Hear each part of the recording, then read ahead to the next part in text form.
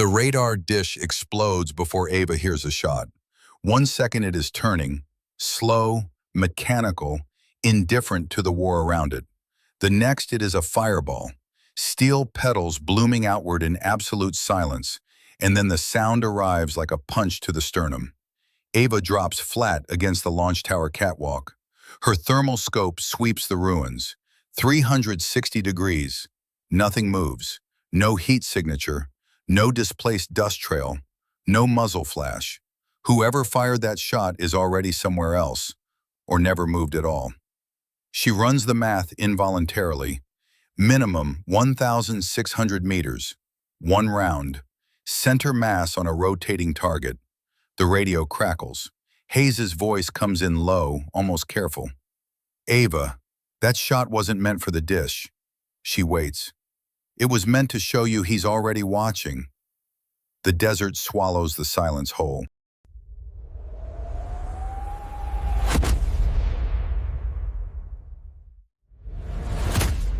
The Negev at dusk looks like the end of something.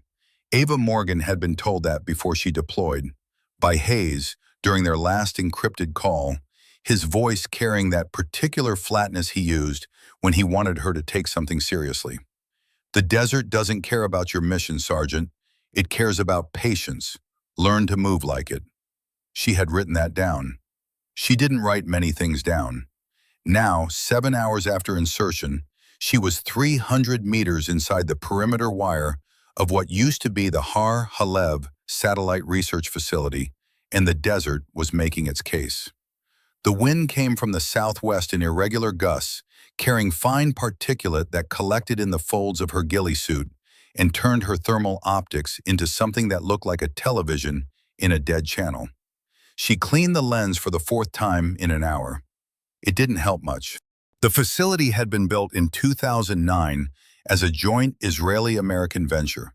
Missile tracking, experimental launch sequencing, some satellite relay work that the public documents described in language carefully designed to communicate nothing.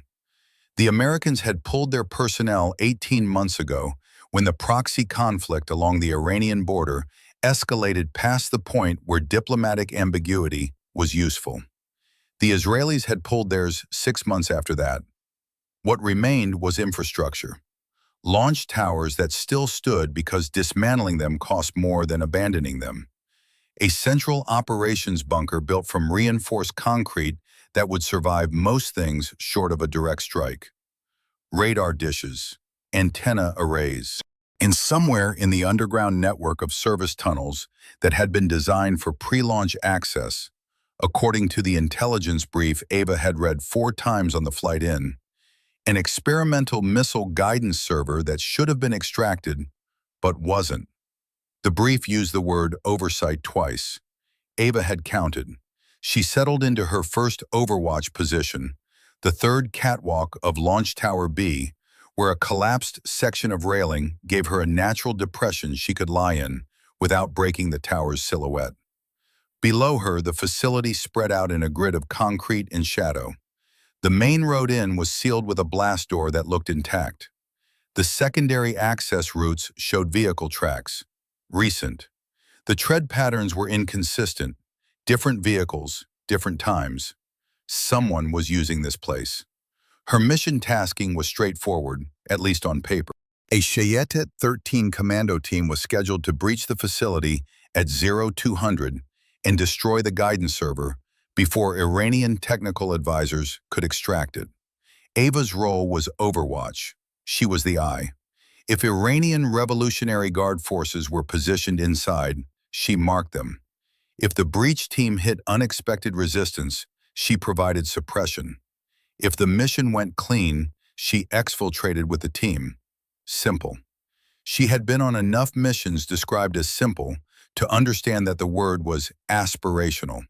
She ran a slow sector scan, south to north, methodically, pausing at each piece of cover large enough to conceal a man. The main bunker, the equipment sheds, the collapsed antenna tower on the east side of the complex that looked like it had come down in a storm sometime in the last year. The launch prep building adjacent to Tower A, its blast doors hanging open at an angle that suggested they'd been forced rather than unlocked. Nothing moved. She checked her watch. 2,047 hours.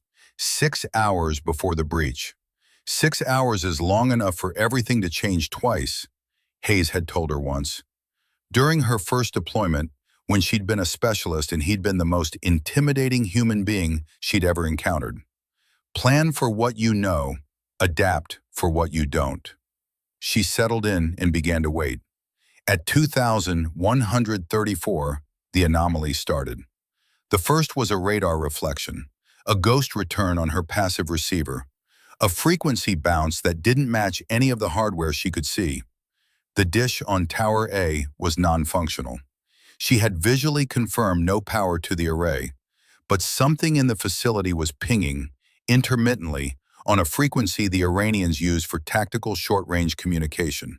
She logged it, didn't transmit, kept watching. The second anomaly was subtler, a heat signature at the southeast corner of the bunker, brief, maybe 4 seconds, then gone. Too small for a person, too large for an animal. She ran it back in her mind. The shape had been vertical, elongated, and then it had simply disappeared, which meant either the source had moved underground or it had been a reflection artifact from the sandstone formation 20 meters behind the bunker wall. She decided it was the reflection. Then she decided she was wrong. The third thing was the sound. It came from below her, deep below through the steel of the launch tower itself. A low, harmonic vibration that had no business being there. Not mechanical, more like resonance. Like something massive had shifted weight somewhere in the underground structure, and the tremor was still working its way up through 90,000 tons of reinforced concrete. Ava went very still. The facility was supposed to be empty. She keyed her encrypted channel twice, the contact code she and Hayes had established. 2 clicks meant anomaly, standing by. She waited. 12 seconds passed. Then 2 clicks came back. Hayes was listening. She started composing her report in her head. The radar ping, the heat ghost, the resonance. 3 data points that individually meant nothing, and together meant someone had been here recently and might still be. The wind shifted. The thermal display clouded with particulate interference and cleared again. In the window of clarity, she caught something new. A truck, moving without lights on the access road from the northeast. Then a second truck, both moving slow, careful, exactly the way you moved when you were confident no one was watching. She tracked them through her scope as they passed the perimeter wire gap and disappeared behind the equipment sheds. The trucks were not military. She could see that clearly enough. Commercial cargo bodies, the kind that moved equipment across the Negev on contracts that nobody examined too closely. She clicked Hayes 3 times. Visual contact, non-military. He clicked back once. Acknowledged. Hold. Hayes came on the channel at 2201. Copy your visual. I'm pulling satellite coverage. His voice had that quality she'd learned to trust. Not calm exactly, but deliberate. Hayes never sounded calm. He sounded like a man who had processed every catastrophic possibility and was choosing his words around them. 2 trucks, she said. Civilian registration or good copies. Moving to the equipment sheds. No military escort I can see. Anything on thermal? Multiple signatures inside the sheds now. Too much heat scatter to count precisely. Minimum 6, maximum, she adjusted her scope, swept slowly. 12. Armed? Can't confirm at this range. Equipment shed walls are blocking lower body. Could be carrying, could be toolboxes. A pause. The kind Hayes used when he was reading something. Ava, Iranian irregular forces in this AO have been using commercial transport as cover since last spring. Documented in the theater intel package you were supposed to read. I read it. Then you know the trucks don't tell us anything. The trucks tell me someone is resupplying or extracting from a facility that was supposed to be empty and dark, she said. That tells me the intelligence brief had an oversight problem. Another pause. You said the word oversight with a very specific tone. The server should have been pulled 18 months ago. Things get complicated. Things get complicated, she repeated, not agreeing. Hayes let that sit for a moment. When he spoke again, his voice had shifted slightly, lower, more direct. The tone he used when he was moving past formality into something he actually thought she needed to hear. Listen to me carefully. In 2003, I was overwatch on an extraction in Mosul. We had clean intelligence. We had a 30-minute window. We had everything on paper that you'd want. A beat. The intelligence was built on assumptions that someone upstream decided not to verify because verifying them would have slowed the operation. 4 operators went through that window and only 2 came out. Ava kept her eye on the equipment shed. I understand. I don't think you do yet, but you will. Another pause. The Iranian sniper doctrine in this theater, old Soviet framework, updated for drone countermeasures. It uses what they call passive geometry. They don't pick a position and hold it. They identify the 3 positions you're most likely to use, and they set observation on all 3. They let you settle in. They let you get comfortable. Then they map your pattern. She felt something cold move through her that had nothing to do with the desert night. They hunt the hunter. They hunt patience, Hayes said, which is exactly what we're doing right now. So before you get more comfortable in that tower, I want you to think about who else might have mapped it. She didn't move immediately. Moving immediately would have been the wrong response. Reactive, predictable. Instead, she ran the geometry in her mind. Tower B, 3rd catwalk. The natural depression in the collapse railing. It was the obvious position, the textbook position. Any trained counter-sniper working this facility would have identified it within 10 minutes of arrival. She had been here 94 minutes. I'm relocating, she said. Finish your sector scan first, then relocate. And Ava, his voice carried something careful. When you move, I want you to do it like you have no idea anyone is watching. She understood. If the ghost, she was already calling him that in her mind, the presence Hayes was describing. If he was mapped on Tower B, she didn't want to move like she'd been spooked. She wanted to move like she was conducting routine reconnaissance. She was about to start the final sweep when Hayes came back on the channel, his voice carrying a different quality now. Lower, more private, like a man saying something he had decided to say without being entirely sure it was his place to say it. I'm redirecting one of the theater surveillance drones to cover your sector. Off the tasking manifest. A pause. That means it won't show in the mission log. She understood the weight of what he was saying. An asset redirect without authorization was a career conversation. For a retired Delta instructor working as a contractor liaison, it was potentially more than that. Hayes, don't thank me. Just use the extra eyes. And if anyone asks, the drone developed a navigation anomaly and corrected to your sector on its own. And if they pull the flight data recorder, I'll be having a very boring retirement, he said dryly, but you'll be alive to feel guilty about it, which I prefer. She held that for a moment. Hayes had just put himself at risk, quietly, without fanfare, without asking her to acknowledge it. It was exactly the kind of thing she had watched him do from a distance, when she was a specialist and he was already legend. He didn't announce his choices. He made them and lived with them. The drone will be on station in 11 minutes, he continued, back to business. It'll give me thermal overlay on the quadrant behind your current position, the sector your scope can't cover. If anything moves behind you, I'll call it. Appreciated. Don't get sentimental. Just watch your front and trust your 6 to me. She finished the scan, logged the truck positions, logged the heat signatures.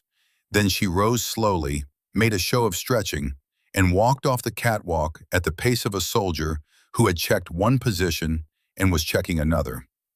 Below her, the desert gave nothing away. But somewhere overhead, 11 minutes away, A drone was already changing course because a 61-year-old warrant officer had decided her life was worth a notation in his file. Her second position was better, a ground-level depression behind the collapsed antenna tower on the east side, where the fallen mast created a natural V-shaped channel that gave her a clean line to the main bunker entrance, while offering 3 covered exit routes. She'd identified it during her initial approach and flagged it as secondary. It wasn't perfect. The sight line to the equipment sheds was partially obstructed, but it didn't have Tower B's problem of being the obvious choice. She was settled in by 2,218. At 2,231, she saw the first civilian. Not a soldier, not an irregular. A woman in a gray headscarf moving along the east wall of the bunker toward what appeared to be a secondary entrance. A personnel door, not a blast door. Moving with a specific kind of hurry that wasn't running, but wanted to be. Her body language read exhausted and frightened, not tactical. She wasn't checking corners. She wasn't moving with the compressed awareness of someone trained to clear space. She was moving the way a person moved when they were trying to get somewhere safe and weren't sure safe existed. Behind her, 2 children, young, one carrying something wrapped in cloth, the smaller one stumbling on the rough ground, reaching up for the woman's hand. Ava's scope stayed on them for 4 seconds while she processed what she was seeing. Then she swept the surrounding area. More signatures.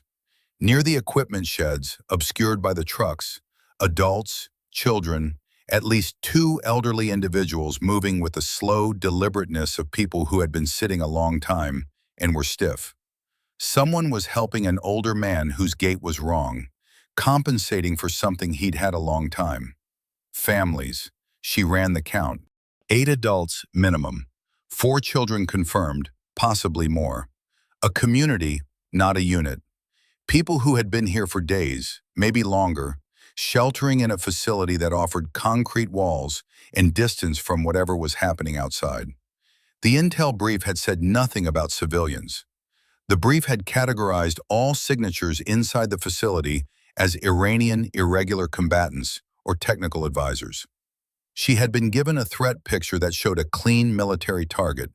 She thought about Hayes's word, oversight. She thought about what oversight meant when the people being overlooked were carrying infants. She keyed the channel. I have civilian signatures, families, 8+ adults, 4+ children, moving toward the bunker's secondary entrance. Silence. Hayes. I'm here. Did your package show civilian presence? A longer silence, the kind that meant he was deciding how much to say. The satellite coverage I'm pulling is 12 hours old. It showed, he stopped. It showed movement consistent with technical personnel. The woman I'm tracking is wearing civilian clothing and carrying an infant. Hayes said nothing for a moment that felt very long. Then, keep tracking, do not engage. I'm going to make some calls. The woman disappeared through the personnel door with her children. Ava lowered the scope and pressed her face briefly against the cold metal of the fallen antenna mast. She thought about the mission clock, T-5 hours and 23 minutes to breach. She thought about the Israeli commando team currently staged somewhere north of the perimeter, reviewing their assault plan, believing the intelligence picture they'd been given. She thought about the guidance server in the underground bunker and the families now taking shelter above it. She thought about the blast radius of the charges a commando team would use to destroy hardened concrete infrastructure. She picked the scope back up and kept watching. At 23:09, the Israeli drone died. She heard it before she saw it. The particular pitch change of a quadrotor losing power asymmetrically, cycling up on one side and dropping on the other, and then the sharp crack of the round that killed it. And then the secondary as the drone impacted the launch tower superstructure and broke apart. The sound of the shot arrived 1.4 seconds after the impact. Ava was already running the math. Speed of sound, 343 meters per second. 1.4 seconds meant approximately 480 meters of travel time differential, which at standard atmospheric conditions over flat terrain suggested a firing distance of at least 1,400 meters, possibly more. The sandstone ridgeline to the southwest would create slight atmospheric density variation that could add another 100 meters without changing the timing. She swept her scope southwest. Nothing. The drone wreckage smoldered on the Tower A superstructure, 12 meters up, wedged in the latticework. Whatever sensor package it had been carrying was destroyed. She scanned the debris. Israeli Air Force markings, partially burned. Likely a reconnaissance pass, confirming pre-breach conditions, which meant the shooter had just eliminated the breach team's final intelligence update. She clicked Hayes 4 times. Hostile contact, asset destroyed. He came on immediately. I saw it on satellite, already calling Shayatet 13 to hold advance. What's your read on origin? Southwest, Sandstone Ridge, minimum 1,400 meters, likely more. That's a clean shot on a moving aerial target. At night. Yes. In this wind? Yes. She heard him processing that. The wind had been gusting to 18 knots from the southwest all evening, which meant the shooter had fired into his own wind correction, compensated not just for current conditions, but for the turbulence pattern along the flight path. That was not an improvised shot. That was a shot someone had been setting up for a while, watching the drone's flight pattern, calculating the solution. Soviet doctrine, she said. What? You told me about their passive geometry doctrine, old Soviet framework. The Soviets trained for anti-aircraft suppression before drone technology existed. They adapted those fire solutions for UAVs. That shot was built on an anti-aircraft solution, not a standard moving target solution. A pause. You got that from one shot. I got the distance and the wind compensation from one shot. The doctrine is in the intel package you told me I was supposed to read. You did read it. Twice. She kept sweeping southwest. He fired from that ridge and he is no longer on that ridge. He had a secondary position pre-planned before he pulled the trigger. Then where is he now? She thought about what Hayes had told her. Passive geometry. Map the positions, create the angles, herd the target. She thought about the radar anomalies at 2134, the resonance through the tower structure. He's already inside the perimeter, she said. She spent 40 minutes searching for a position that didn't exist. The collapsed launch tower ridge. Hayes had calculated it as the only viable firing line for a 1,600-meter shot toward the radar dish, the shot that had started this. But when she swept it with maximum magnification, there was nothing. No disturbed dust, no compression marks in the particulate layer that had built up on every horizontal surface over 18 months of abandonment. No expelled case. No evidence of a shooter, which was impossible. You could not fire a precision round at 1,600 meters and leave no trace. The muzzle blast alone would disturb a 3-meter radius of particulate. The recoil of any rifle capable of that solution would leave an impression in whatever surface the shooter was prone on. And a case, even a meticulous shooter who policed their brass, which few people did under operational conditions. A case had to travel somewhere before it could be recovered. Either she was wrong about the ridge, or someone had been very careful for a very long time. She considered the third option. He had never been prone. He had fired from a standing or supported position, inside a structure, through a gap, using the structure itself as his rest. No ground impression. Case caught or falling inside the structure. Muzzle blast contained. She redirected her search to the interior of the ridge-adjacent structures. The old fuel processing building, the equipment calibration shed adjacent to Tower C. Both were dark. Both showed no thermal signature. She logged her search results and thought about what absence of evidence meant when the evidence should have been there. She clicked Hayes. I can't find the origin point. I know. I've been running satellite thermal going back 6 hours, and I don't have him either. He paused, which means he knows how to hide from satellites. That's not a standard IRGC skill set. No, Hayes said, it's not. The command order arrived at 2347 on her encrypted terminal. Priority Alpha. Authentication codes confirmed. She read it twice. SSGT Morgan Ava. Effective immediately. All movement within facility perimeter designated hostile. Engage on site. Repeat. All movement. Command Authority Central. She stared at the words. All movement. The woman in the gray headscarf. The children. She keyed Hayes on a separate channel. Not the command net, the direct encrypted line they had established before insertion. I just received a priority alpha. Engage all movement inside the perimeter. His response was not immediate. When it came, his voice was careful in a different way than usual. Not deliberate, controlled. Read it back to me. She did. A long pause. When did that authenticate? 2347. Codes check out. It came through Central. All movement, he repeated. That's what it says. She could hear him breathing on the other end. That was unusual. Hayes's comms discipline was typically immaculate. No ambient sound, no tells. The breathing told her he was somewhere between controlled and not. Ava, I need you to sit on that order. Central Command is direct authority for this operation. I know what Central Command is. I'm asking you to sit on it for 20 minutes while I verify the source. You want me to delay a priority alpha. I want you to not shoot a woman carrying an infant based on an order that was issued 12 hours after the intelligence brief that placed only technical personnel in that facility. His voice had gone very flat. Give me 20 minutes. She looked down at the bunker personnel entrance where the families had disappeared. She thought about the mission clock.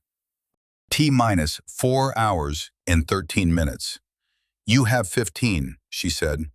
Hayes went off the channel without acknowledging. She turned back to her scope and methodically swept the facility one more time. Not looking for the families now, but looking for the things she'd been avoiding thinking about clearly. The ghost had fired twice since she'd arrived, once to destroy the radar dish before she'd even taken her primary overwatch position, which meant he'd been watching the approach, had seen her infiltrate, and had chosen to demonstrate capability rather than engage. Once to kill the Israeli drone, which meant he was protecting something inside the facility or protecting his own ability to maneuver without aerial observation. 2 shots, 2 different purposes, neither of them directed at her. She thought about that. A sniper who could make both of those shots could certainly make the shot that ended this. She'd been in multiple positions across the last 3 hours, each one offering a viable angle to something outside the complex. None of those positions had offered much cover against a shooter who knew she was there and had already mapped her movement patterns. He hadn't taken the shot, which meant he didn't want her dead. He wanted her hesitating, watching, second-guessing, exactly what she was doing right now. She found herself thinking about the 2-shot pattern from the drone kill. She'd analyzed the first shot, the anti-aircraft solution modified for UAV engagement. Now she thought about what she hadn't analyzed, the timing. The drone had been on its pre-breach reconnaissance pass, which meant it was running a standard orbit pattern, predictable. The ghost hadn't needed to rush. He had selected his moment from multiple available windows and chosen the one that would cause maximum intelligence disruption.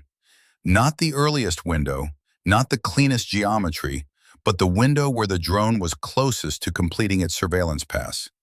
He'd let it collect 90% of its data before he killed it. That was a specific calculation, a cold one. He hadn't been trying to stop the drone from seeing the facility. He'd been trying to prevent the drone's data from reaching the people who would act on it. Somewhere out there, in the darkness, in the particulate wind, the ghost of Bandar was watching back. She was certain of it. She just didn't know from where. And that, she was beginning to understand, was the point. Hayes came back on the channel at 0003, 14 minutes and 40 seconds, not the 15 she'd given him. She noted the difference the way she noted everything, not as a judgment, just as a data point. "The order is authenticated," he said. His voice had the careful flatness of a man delivering news he hadn't yet decided how to frame. "Source checks out. It came from Central through the Joint Operations Node. Proper chain." Ava kept her eye on the facility. The families had gone quiet inside the bunker.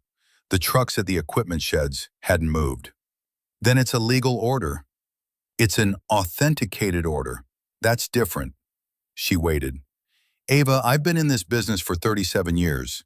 I've seen authenticated orders get people killed because someone upstream was working from a threat picture that was wrong, or outdated, or shaped by someone who needed it to be a certain way." He paused. "Authentication tells you the paperwork is right. It doesn't tell you the decision is right." "That's not a distinction the UCMJ makes." "No, it's not." Another pause. "I'm not telling you to disobey.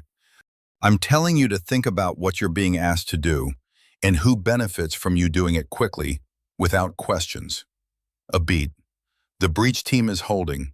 Chayetet 13 is staged, but they won't move until they have updated ISR. The drone you watched die was their ISR. Someone just blinded them, and now someone is ordering you to clear the facility before anyone gets a look inside." She thought about that sequencing. The drone killed at 2,309. The order to engage all movement arriving at 2,347. 38 minutes between the two events.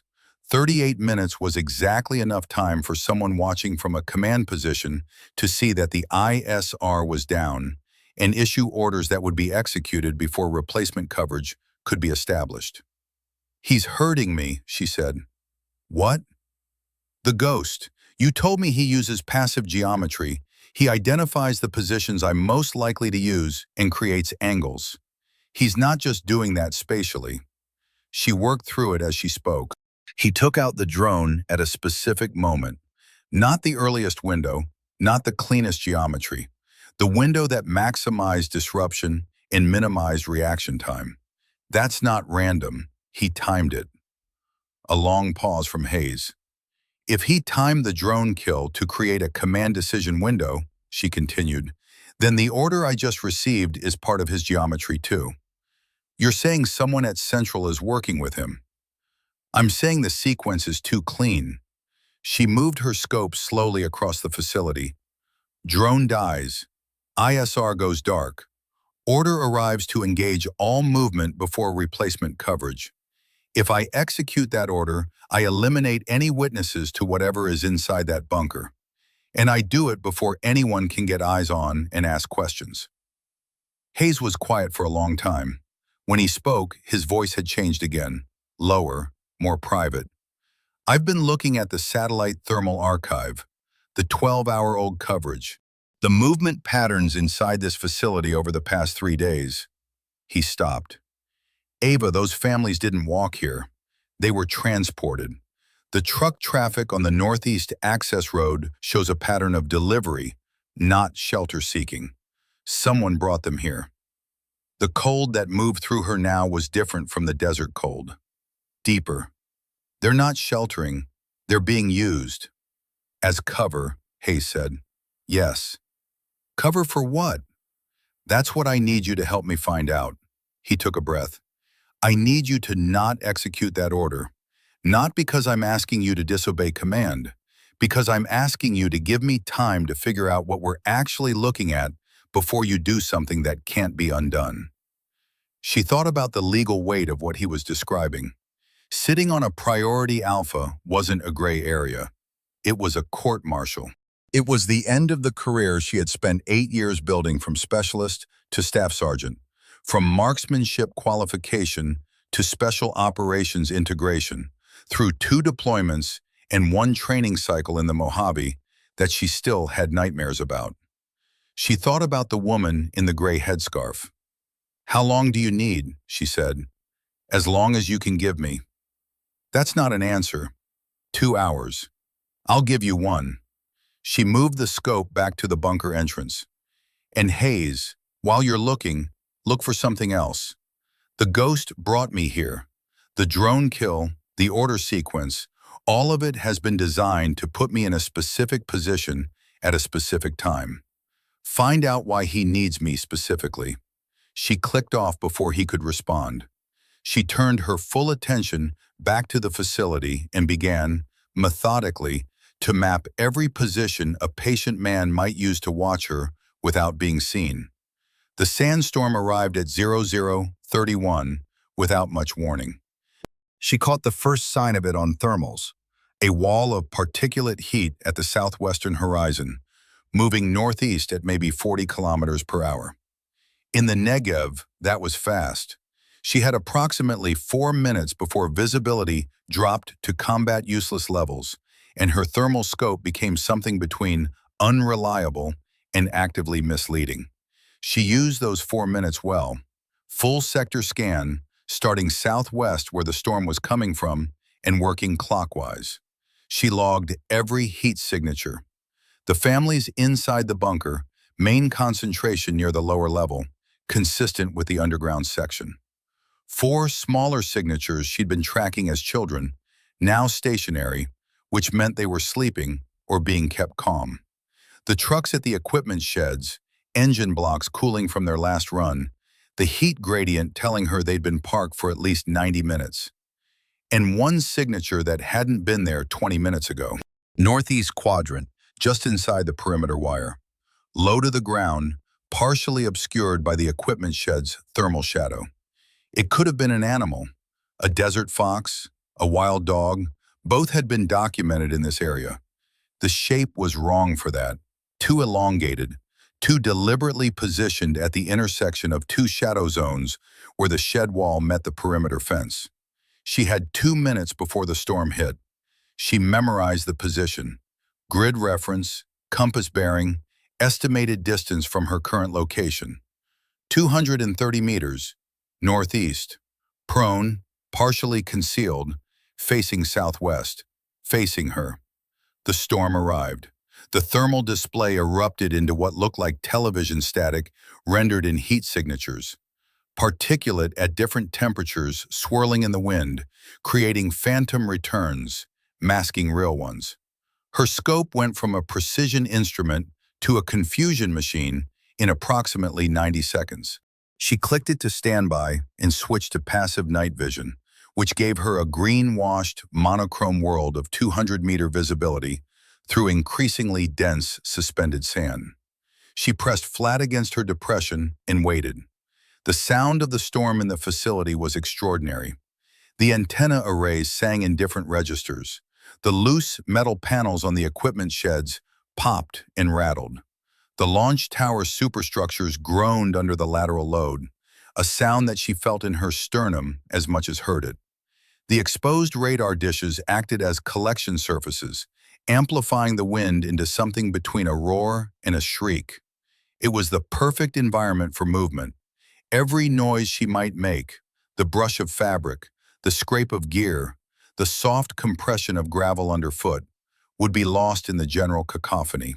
The same was true for anyone else in the facility. She thought about the signature at grid northeast, 230 meters, prone. She thought about what Hayes had told her. They let you settle in. They let you get comfortable. Then they map your pattern. She had been in her current position for 47 minutes. She was comfortable. She was settled. She moved. Not to a pre-planned secondary. That would be predictable in its own way. She moved laterally, 20 meters west, using the fallen antenna mast as continuous cover, staying within its thermal and visual shadow the entire way. Then she went low, found a new depression between 2 sections of collapsed chain-link fencing, and oriented herself to cover the northeast quadrant. 230 meters northeast, where the signature had been. She watched. For 11 minutes, nothing. The storm peaked and began to taper. The thermal display slowly cleared from chaos to merely unreliable. She picked up heat returns in the northeast quadrant, multiple small signatures that were almost certainly disturbed animals, relocating from the storm. And one that wasn't moving the way an animal moved. It was still there, northeast, but it had shifted, southeast by maybe 15 meters, which put it on the other side of the equipment shed wall. New angle, new sight line, new line directly to the antenna mast she'd been lying against for 47 minutes. He'd found her old position while she was watching his. She let out a slow breath. Neither fires. Each waits for the other to blink. She was not going to blink. At 1:18, Hayes transmitted a single word. Confirmed. She clicked twice. Standing by. 3 seconds later, there's a secondary access point on the southeast bunker wall. Personnel door, manual lock, not on the facility schematic I was issued. Israeli construction modification. It was added in 2017 when they extended the underground section. She already knew about the door. She'd watched the woman in the gray headscarf use it. What about it? The families are concentrated in the underground corridor between the door and what appears to be the server room. They're not in the main bunker. They're in the tunnel connecting the secondary entrance to the lower level. She processed that. If the breach team comes through the main entrance and places charges on the server room, the concussive effect travels through the tunnels, Hayes confirmed. The server room is hardened. The tunnel walls are not. So the families were not just present in the facility, they had been placed, deliberately, in the blast propagation path of the most likely demolition approach. Anyone who knew the facility layout, which any contractor who had worked the 2017 extension would know, would understand exactly what the family placement meant. It meant the server room was protected by human shields who didn't know they were shields. I need to move them, Ava said. If you're detected, I know what happens if I'm detected. She was already thinking through the geometry. The secondary door was 240 meters from her current position, exposed for the last 60 meters of approach. The storm was tapering but still providing enough ambient noise and reduced visibility to cover movement. The ghost was northeast of her, 230 meters, and appeared to be watching the antenna mast she'd vacated. She had a window. Maybe. If I move toward the southeast entrance, I'm crossing the ghost's line of sight, she said, or close to it. If he fires on you, the mission is blown anyway. Shayetet 13 will abort. He hasn't fired on me yet. He's had multiple opportunities. She thought about the two-shot behavioral signature she'd analyzed. The ghost who let the drone finish 90% of its surveillance before killing it. The ghost who had made a display shot at the radar dish instead of at her. He doesn't want me dead. He wants me in position. For what? I don't know yet. She began gathering herself for movement, which is a problem I'll solve after I move the families. Ava, I have to say this. What you're about to do, moving protected persons inside a designated hostile perimeter, disobeying a priority alpha order, this is not something I can cover for you afterward. The record will show whatever command decides it shows, she said. You told me that yourself. Mission reports never tell the truth. She checked her gear. Suppressed sidearm, 3 magazines. The rifle she would leave in her hide. She wasn't going to approach a group of frightened civilians carrying a sniper system. I'll be back in this position in 20 minutes. Watch the northeast signature for me. She slipped out of the depression and moved southeast through the tapering storm. The 60 meters of exposed ground took her 4 minutes. She moved in short rushes between shadows, using the residual storm particulate as visual interference, keeping the equipment shed bulk between herself and the northeast quadrant where the ghost was positioned. At the bunker wall, she pressed flat, controlled her breathing, listened. The secondary door had a manual lever handle. She tried it slowly. Locked. She spent 90 seconds on the lock. Simple tumbler, old, not hardened. The kind of lock that was never meant to keep out anyone seriously motivated. The door opened inward. The smell hit her first. The concentrated evidence of people who had been underground for several days. Then the sound. Low voices, a child murmuring in sleep, the creak of someone shifting their weight on a concrete floor. She descended 4 steps to the corridor level. In the low emergency lighting, battery-powered strips along the floor, probably pre-existing facility infrastructure, she saw them. 12 people, 8 adults, 4 children, exactly as she'd counted from outside. They were arranged along the corridor walls on what looked like blankets and folded clothing. The corridor was narrow, 2 meters wide, reinforced concrete, the launch tunnel cross-section visible in the ceiling profile. A man near the entrance rose immediately when he saw her. She held up one hand, palm out, and spoke in the measured, quiet tone she'd learned was the universal language of, "I am not a threat, and I need you to stay calm. I'm American. I'm not here to hurt you.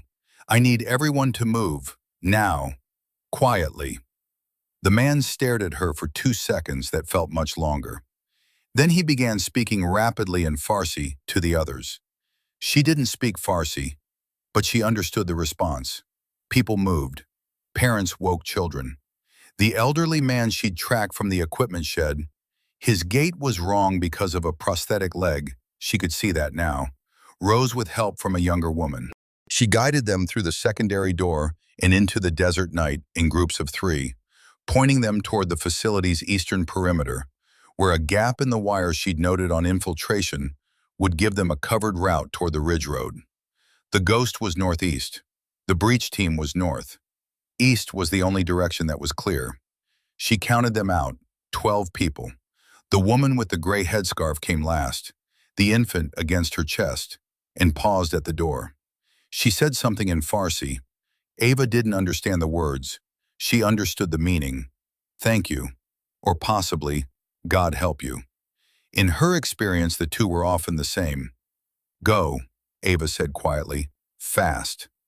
The woman went. Ava counted to 20, checking the perimeter, watching for response. Nothing moved. The ghost's signature, when she risked a quick thermal scan, was still northeast, still watching the vicinity of the antenna mast. She relocked the secondary door, moved back through the shadows, and was back in her hide in 18 minutes. She keyed Hayes. They're out. 12 confirmed. A long pause. You understand what you just did? Yes. How do you feel about it?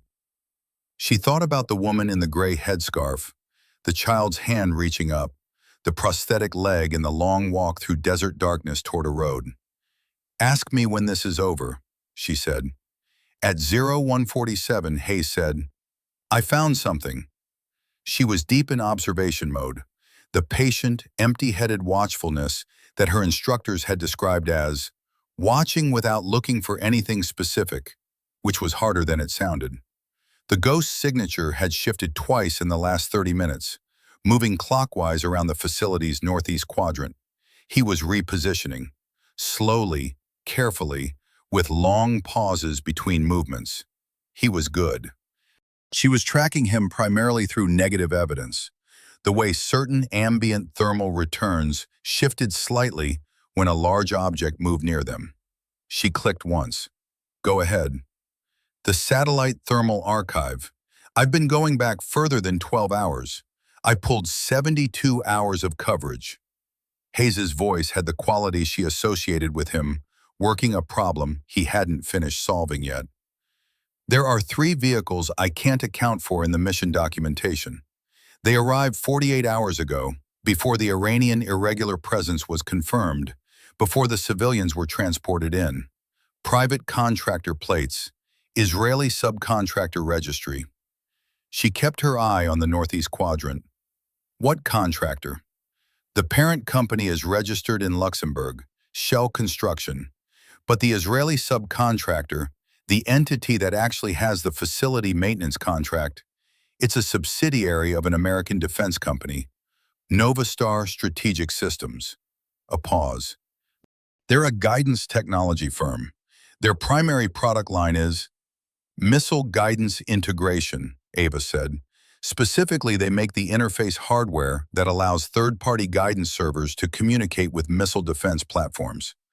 The kind of hardware that would be necessary if someone wanted to, theoretically, redirect an Israeli missile defense battery to an alternate targeting solution. She took a slow breath.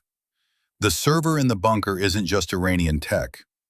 No, based on the equipment I can identify in the 48-hour satellite record, the crates those 3 vehicles unloaded, the server has Novastar components, American components, components that were shipped under an export license that should not have been granted.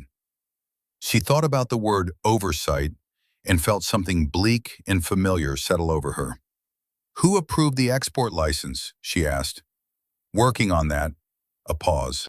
The short answer is that someone with significant political connections allowed guidance integration hardware to be installed in a facility that is now being used, or was being used before the current situation, to test whether you can redirect Israeli missile defense using Iranian targeting data run through American interface software. A weapons test. A proof of concept. If it works, if you can demonstrate that the system can redirect Iron Dome or David's Sling using spoofed targeting data, that's worth an enormous amount of money to several different parties. Ava stared at the bunker. The civilians weren't just human shields for the demolition approach. No, they were cover for the contractor presence. If Israeli intelligence or American oversight started asking questions about why Novastar hardware was at an abandoned joint facility in the Negev, displaced civilians from the conflict zone using the facility for shelter provides a plausible explanation for activity, vehicle traffic, and electronic signatures, Hayes said. Exactly. She thought about who had transported those families here, who had coordinated the timing, who had known that a situation would develop that would require cover. The ghost, she said. He's not IRGC. No, I don't think he is. He's contractor security. He's protecting the hardware. Or protecting the timeline. The proof of concept test was scheduled for... Hayes stopped. I don't know the exact timing, but the server has power. It's been running, and the Shayatet 13 breach was going to destroy it before the test could be completed. So the ghost kills the Israeli drone to blind the breach team. The order to engage all movement comes down to clear the facility, which keeps me busy and justifies the breach team standing down. And while everyone is dealing with the sniper situation and the command confusion, the test completes, Hayes finished, and then the equipment gets extracted by the contractor vehicles. The families get cleared out, or, he paused, or they don't get cleared out, and the evidence of what happened here disappears in a way that can be attributed to the conflict. Ava was quiet for a moment.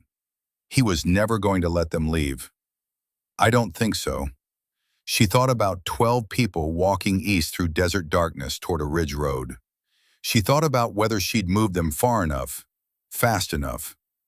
I need you to do something, she said. The families I moved, they're east of the facility, heading for the ridge road. I need someone to meet them. I'm a surveillance liaison with a laptop and a satellite uplink, Ava. I know what you are. I also know you've been making unauthorized drone redirects and accessing satellite archives you're not supposed to have, and running background checks on defense contractors for the last 4 hours. You have contacts. A pause. I have some contacts. Use them. At 0214, she found him. It wasn't a clear sighting. It was the accumulation of small things. The way a thermal return near the base of Tower C had been static for 22 minutes and then shifted 4 degrees southeast. The way the ambient sound profile of the facility changed subtly when something large altered its position relative to the equipment shed's windbreak. The micro-adjustment in light scatter from the facility's residual emergency lighting that happened when a body moved across a reflective surface at distance. She triangulated. Northeast quadrant had been misdirection. He'd moved while she was evacuating the families. Used her absence from observation to reposition significantly. He was no longer northeast. He was west. Near the base of Tower C, in the shadow of the launch preparation building. Distance, approximately 1,700 meters. She could not see him directly. She could see the consequence of him being there, the pattern of absence and presence in the thermal record, the negative space that a careful man left when he was very good at not being seen. She settled her crosshairs on the base of Tower C and waited. 90 seconds. 2 minutes. The thermal record was still degraded from the sandstorm. She was working with maybe 60% of her normal resolution. At 1,700 meters, 60% resolution meant she was operating on inference as much as observation. Then a microflash, rifle glass, catching the emergency lighting for approximately 1/3 of a second from a position approximately 4 meters up the Tower C base structure inside the launch preparation building's upper window. Distance refined, 1,680 meters. Elevation, 4 meters. Position, inside structure, using window frame as rest. No ground impression. Case falling inside the structure. That was how he'd left no evidence at the ridge. She didn't fire. She was not going to fire on a 1/3 second glass flash at 1,680 meters in degraded thermal conditions through a window frame at a target who might move before her round arrived.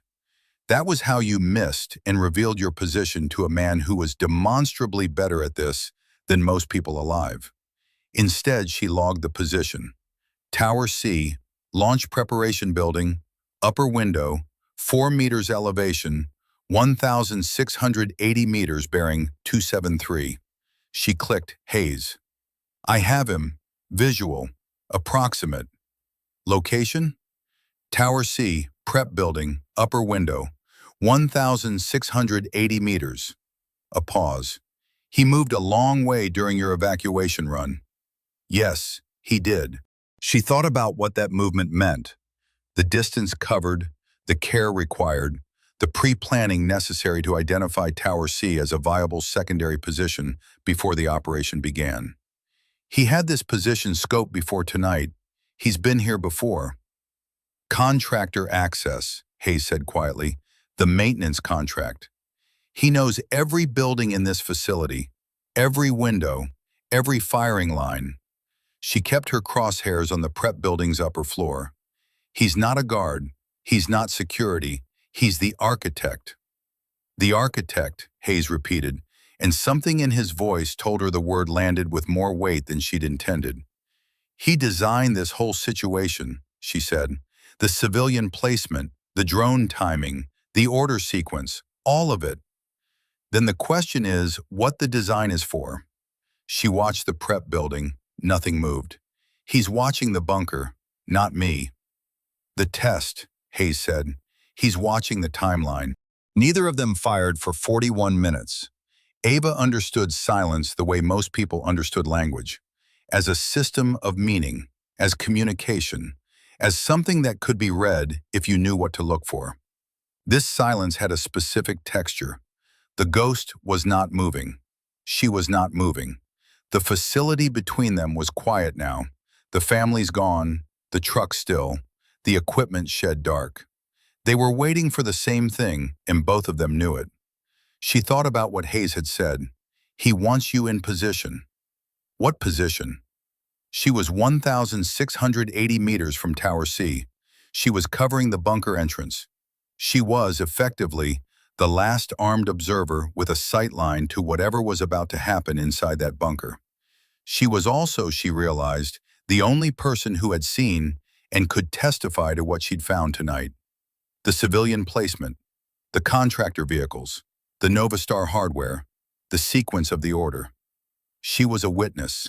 A sniper who wanted a witness gone didn't need to kill the witness. He needed to ensure the witness was too compromised to be credible. Court-martialed for disobeying a priority alpha. Removed from the situation before the evidence could be documented. Discredited. She clicked Hayes. I need you to record everything. I am recording everything. Time-stamped. Authenticated. The satellite archive, your analysis of the contractor vehicles, the export license documentation, the order sequence, all of it. Already in process. A pause. I sent a data package to 3 separate servers 40 minutes ago. 2 attorneys and a congressional staffer I trust.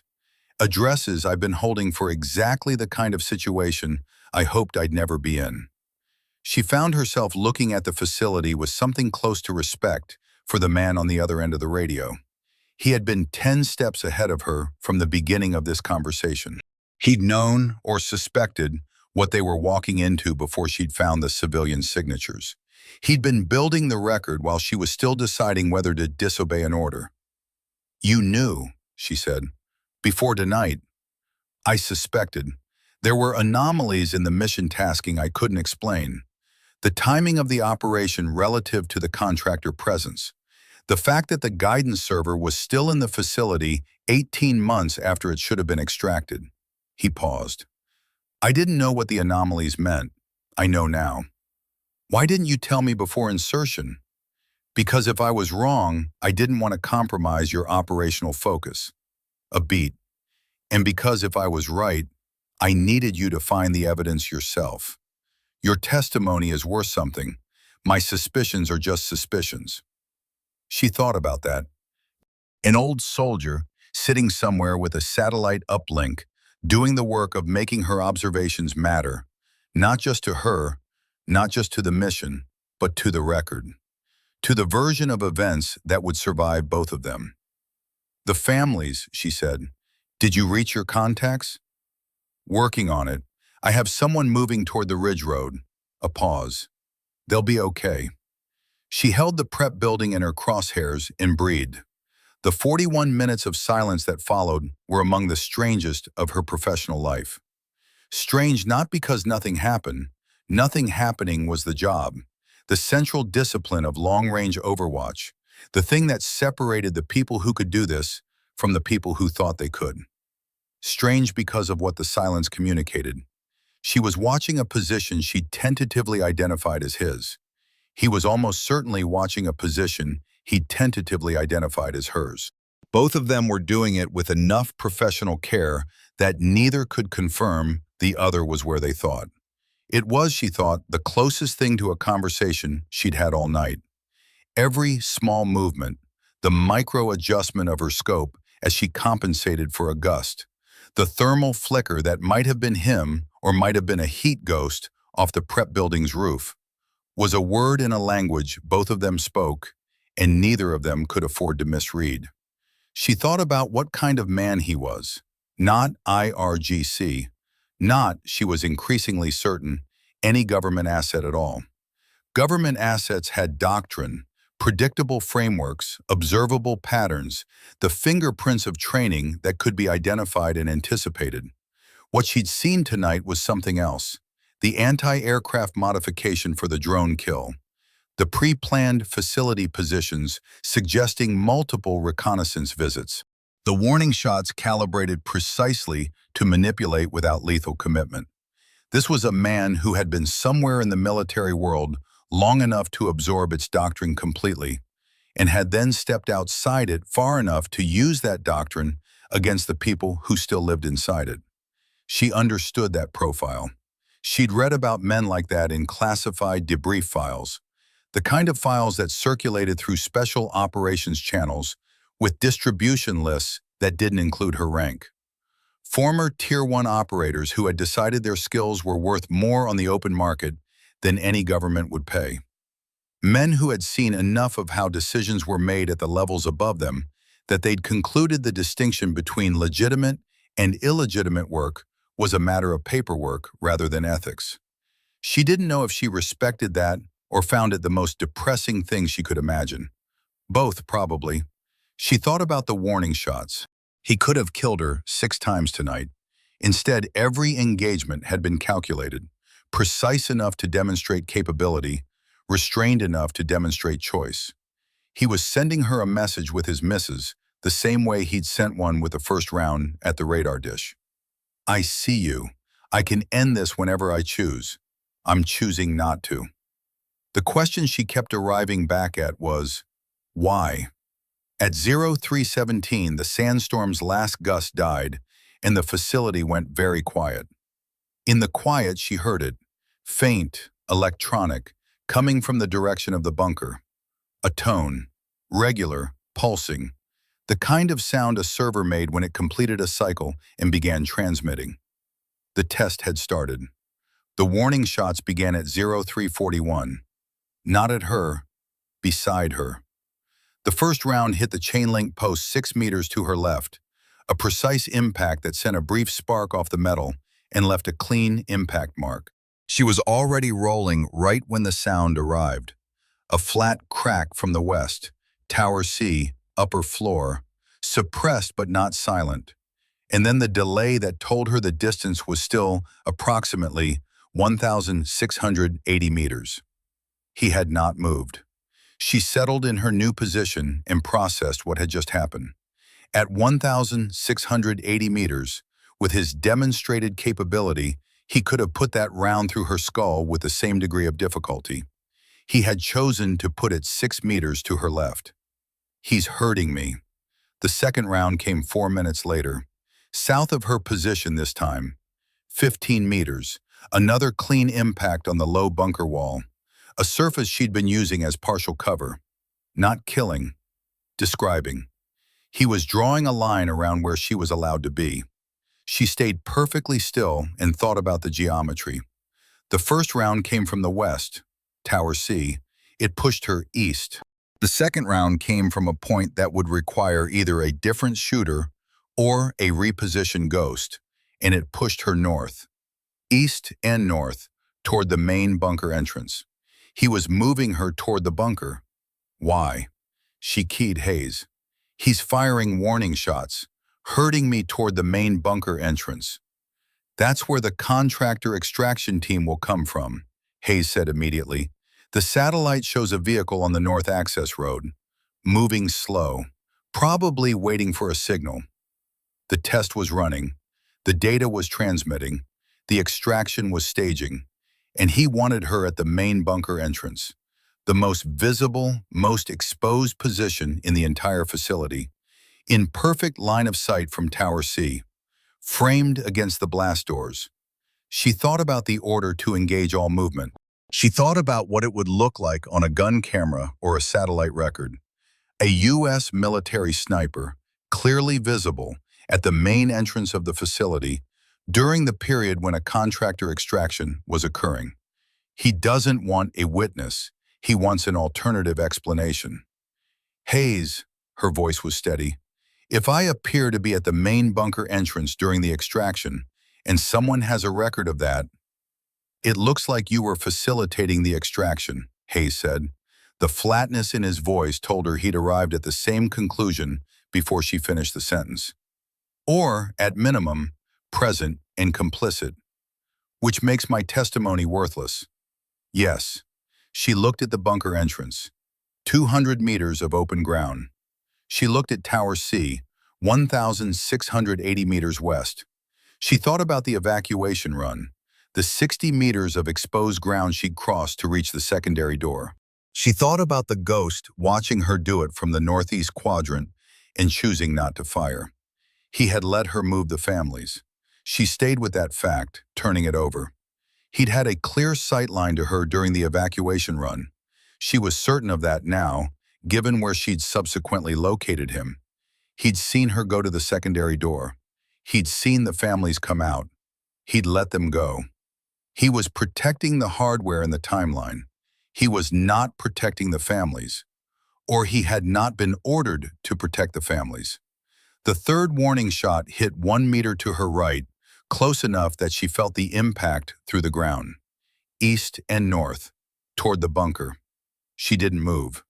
At 0358, the contractor convoy arrived. She counted from her position. 3 vehicles on the north access road, moving without lights. The lead vehicle with what looked like a thermal camouflage wrap on its cargo body. Professional. Expensive. The kind of equipment that showed up in conflict zones when someone had budgeted very carefully for not being seen. Through her scope, she tracked the lead vehicle to the main bunker entrance. The blast doors, which were, she now noticed, not fully sealed. The right door was 2 centimeters ajar. The seals she'd assessed as intact on arrival had been a surface appearance. Someone had left this entrance accessible. The convoy stopped. The lead vehicle's rear doors opened. Personnel, not military, not exactly.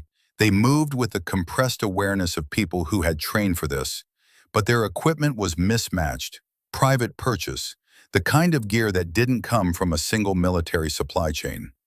4 personnel, maybe 5 in the shadows. Then the cargo vehicle.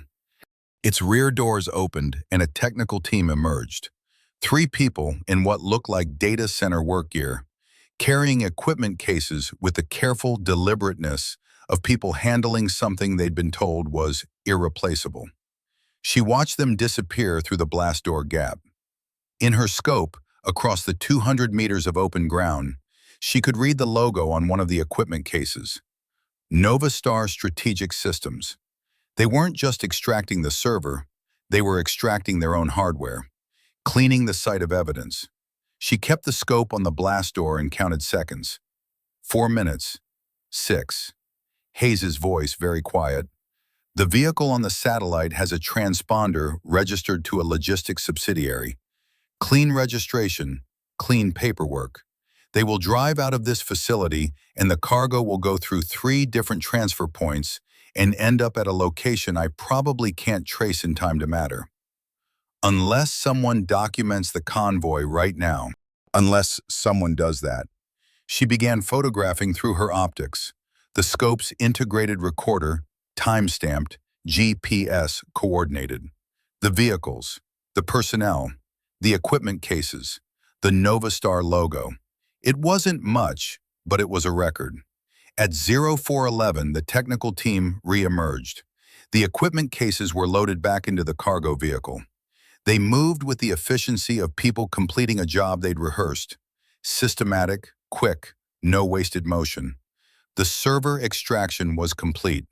The proof of concept data was gone. The convoy began to move. Hayes transmitted at 0419. Export license authorization. His voice was very flat. I found the signatory. She kept the scope on the departing convoy. Tell me, the license that allowed Novastar to ship guidance interface hardware to a facility flagged as a joint Israeli-American asset. The license that should never have been granted given the current threat environment. It was authorized by a deputy undersecretary in the Defense Technology Transfer Office. He paused. The deputy undersecretary is a political appointee. He came from Novastar's board of directors. He is expected to return to Novastar's board of directors after his government service ends, which the current administration has indicated will be soon. She watched the convoy reach the North Access Road in turn. Revolving door. The most expensive door in the world. Hayes paused. The guidance test data. If the proof of concept works, Novastar can license the integration technology to multiple foreign defense customers. The market value conservatively, I don't need to know the number. No, you don't. A pause. What you need to know is that the civilians in that tunnel weren't just cover. They were also insurance. If the operation had gone wrong, if the breach team had come through, if the server had been destroyed, if an investigation had started, those families would have been the story. Civilian tragedy in an active conflict zone. It would have buried everything else. Ava lowered the scope for the first time in hours. She was looking at the facility with her naked eye. The launch towers against a sky beginning to go gray at the eastern horizon. The bunker with its blast doors slightly ajar, the machinery of a covert weapons test now stripped from inside it. The empty equipment sheds where the trucks sat, their cargo gone. 12 people were walking toward a ridge road in the dark. A proof of concept dataset was in the back of a contractor vehicle, heading for the first of 3 transfer points. A deputy undersecretary was almost certainly asleep. The mission report, when it was written, would describe a successful counter-sniper operation in a facility used by Iranian irregular forces. It would credit the sniper overwatch for maintaining operational security. It would say nothing about guidance hardware, or export licenses, or families used as cover, or a contractor convoy that had driven in and out while U.S. Command's attention was directed elsewhere. She knew this because she had read enough mission reports to know what they were for. Hayes came back on. "Ava, the extraction team is clear of the perimeter." A pause. "Which means the ghost has no more timeline to protect." She picked the scope back up. "Which means he's going to come for me now," she said. "Yes. And if he kills me, the record I've built survives. The data packages I sent are time-locked. They go to the attorneys and the congressional staffer in 6 hours, regardless of what happens to either of us." His voice was steady. "You don't have to survive this for the truth to come out." She absorbed that. The particular comfort of being told your death would not be wasted. "I'd still prefer to survive it," she said. "So would I," Hayes said. "So let's talk about how." The fourth warning shot didn't come. Instead, at 0431, the bunker blast doors opened fully. Not a crack, not the 2 centimeters they'd been showing, but all the way, the right door swinging outward on hinges that moved with a smoothness that told her someone had maintained them recently. And through the open doors, into the facility's open ground, walked a figure. She had the figure in her scope before it had taken 3 steps. Not the ghost. Different build, shorter, broader, moving with a stiffness that suggested age or injury. The figure was carrying something at its side. Not a weapon, a case. Equipment case, black, approximately the size of a laptop carrier. Novastar logo visible even at this distance. They'd left someone behind. A technician or a technician's backup.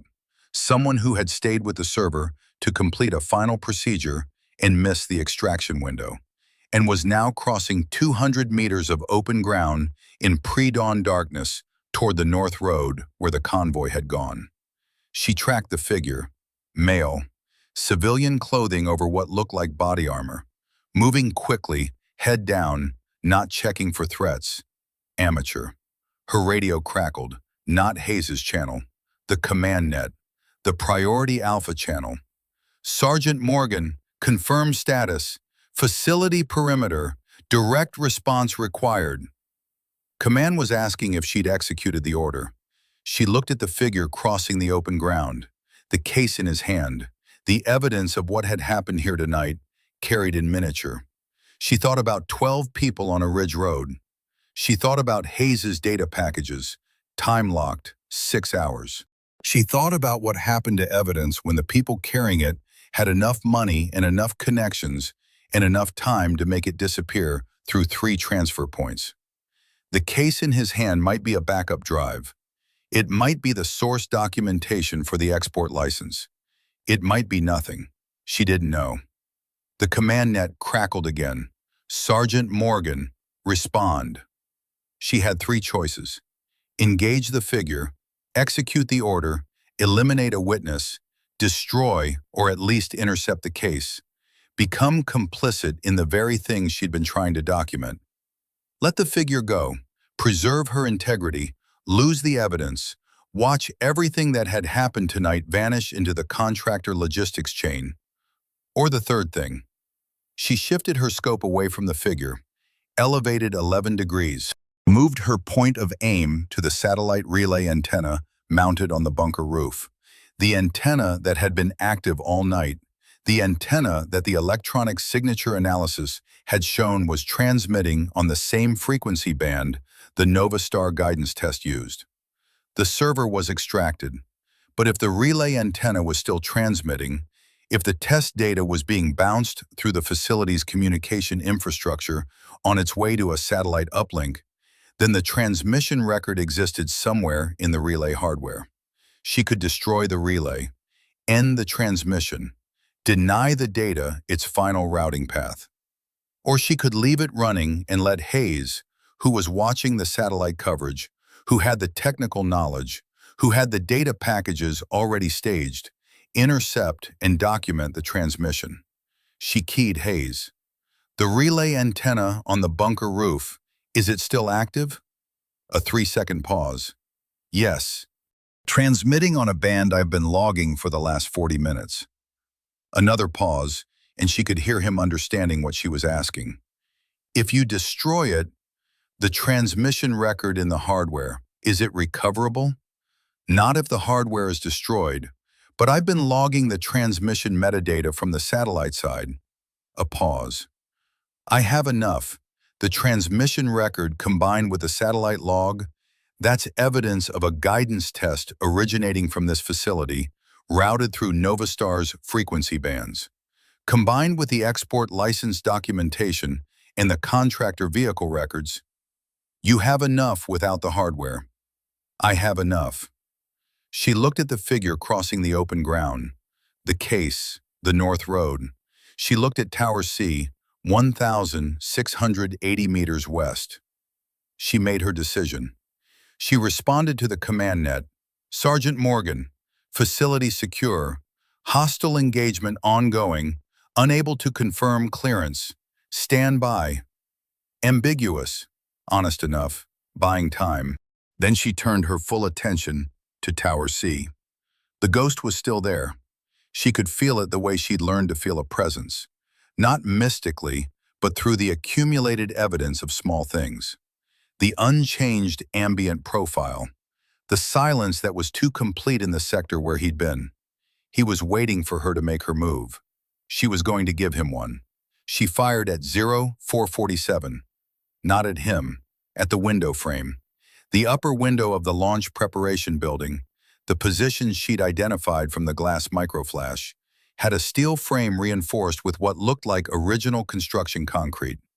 At 1,680 meters, a round impacting the concrete above the window frame would send fragmentation downward through the window opening at an angle that would, at minimum, force movement from anyone positioned inside that window. She wasn't trying to kill him, she was trying to make him move. The round hit high and right of the window frame, a 40-centimeter miss at 1,680 meters in post-storm atmospheric conditions, which was acceptable. Fragments went through the window. Silence. She was already repositioning, 8 meters left, using the antenna mass shadow, settling into the new depression before the sound of her own shot had finished echoing off the launch tower superstructures. His response came 11 seconds later. He was no longer at Tower C. The round hit the ground 20 meters behind her previous position, not the 6-meter precision of the earlier warning shots. A 20-meter miss. At this range, in post-storm conditions, with a target who had just moved into an uncharted position, a 20-meter miss was not a failure of capability. It was a shot fired from a new position, on a moving target, without the benefit of pre-calculated geometry. He had moved faster than she'd expected.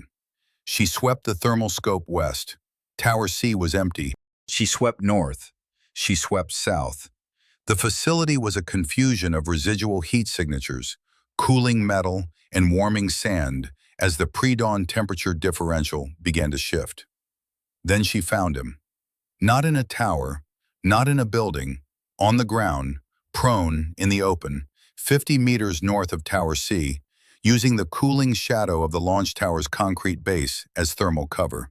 He dropped to ground level, given up the elevation advantage to gain mobility.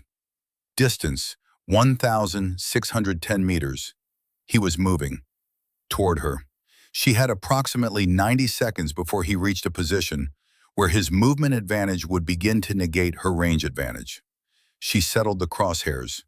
At 1,610 meters, through degraded post-storm optics, in pre-dawn light, against a prone moving target using thermal countermeasures, this was the hardest shot she'd attempted in 3 deployments. She waited for the wind to tell her something. The pre-dawn shift was coming, the temperature inversion that happened in the Negev between 0430 and 0500, when the desert surface began warming faster than the air above it and created a low-level convection current. She had 8 minutes, maximum, before the thermal layer made long-range accuracy a matter of fortune rather than skill. The target moved, 30 meters, stopped, repositioned. She tracked. He was good. His movement pattern was irregular.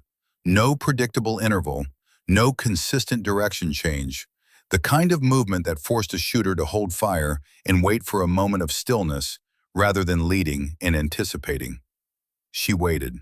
At 0451, he went still. Crosshairs, wind call, elevation correction for the convection layer beginning to form. Hold. She fired. The round traveled 1,610 meters in approximately 1.9 seconds. In those 1.9 seconds, she was already cycling the bolt, already shifting her position, already moving. She heard, at the extreme edge of what the desert wind would carry, a sound that was not the impact of a round on concrete or sand, a sound that was closer to the impact of a round on something that gave way. She didn't know if she'd hit him.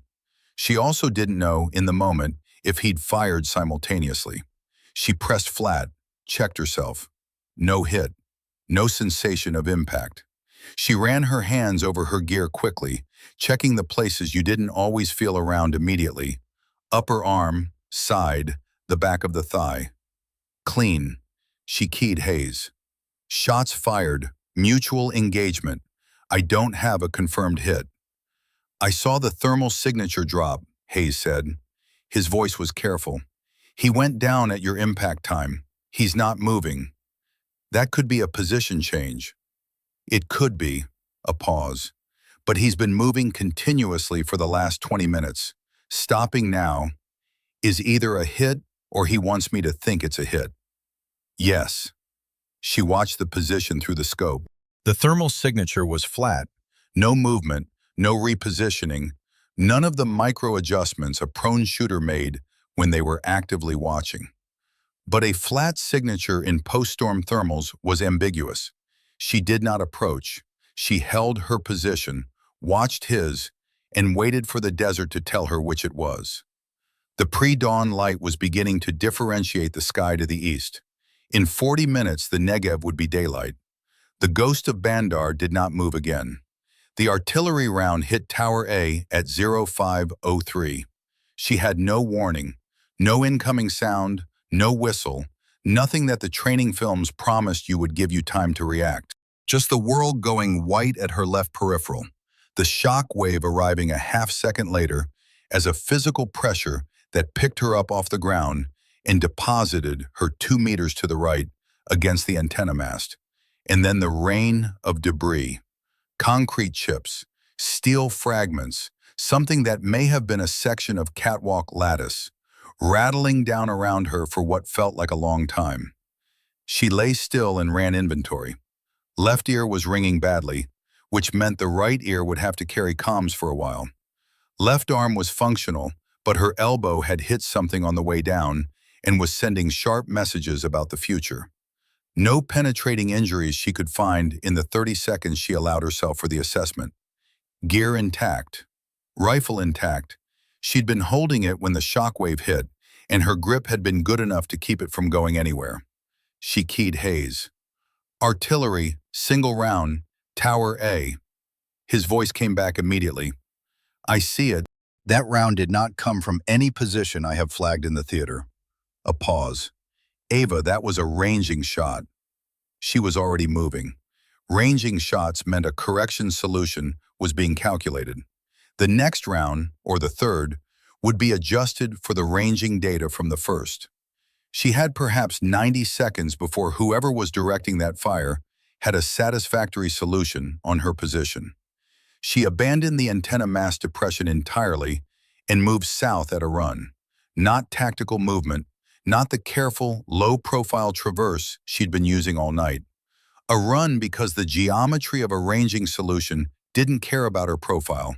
It cared about her coordinates, and her coordinates were what had just been registered by the first round's impact data. She needed to change her coordinates significantly and immediately. South took her toward the launch tunnel entrance on the facility's south side, a hatch she'd noted on infiltration, part of the underground service network that connected the launch preparation buildings to the main bunker. She'd flagged it as an emergency exfil route, and now she was using it. She reached it in 40 seconds. The hatch was sealed with a manual bar lock, original construction, the kind that had been designed to be operated from either side. She had it open in 8 seconds and dropped into the darkness below. The second artillery round hit 30 meters north of her last position.